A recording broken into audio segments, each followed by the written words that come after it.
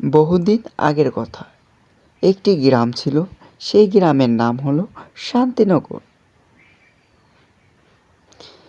সেই গ্রামের মানুষজন খুব শান্তিতে বসবাস করত ওই গ্রামে, তাই সেখান থেকে ওই নগরের নাম হলো শান্তিনগর।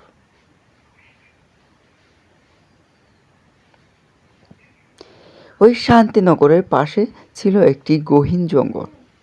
সেই জঙ্গলে ছিল বিরাট এক নাক্ষস।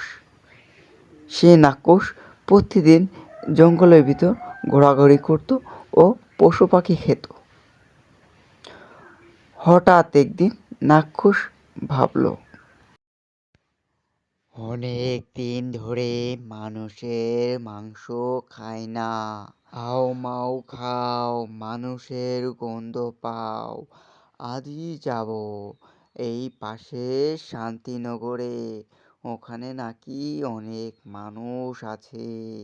হি হা হা হা, মানুষের মাংস খাবো, আও মাও খাও।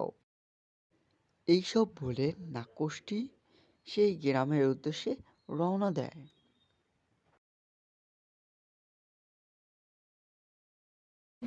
তারপরে নাক্ষসটি গ্রামের উপর এসে আক্রমণ করে, আর এদিকে ওদিকে মানুষজন ছোটাছুটি করে। নাক্ষসটি যখন গ্রামের মাঝে চলে আসে, তখন গ্রামের মানুষজন গ্রাম ছেড়ে পালিয়ে যায়। আর এদিকে নাক্ষস কোনো মানুষজন না পেয়ে কথা বলতে শুরু করে। এই মানুষজন, তোমরা কই গেলে? আমার খুব ক্ষুধা লেগেছে, আমি কিভাবে আমার ক্ষুধা নিবারণ করব? এই মানুষ, কই তোরা? হে হে হে হে।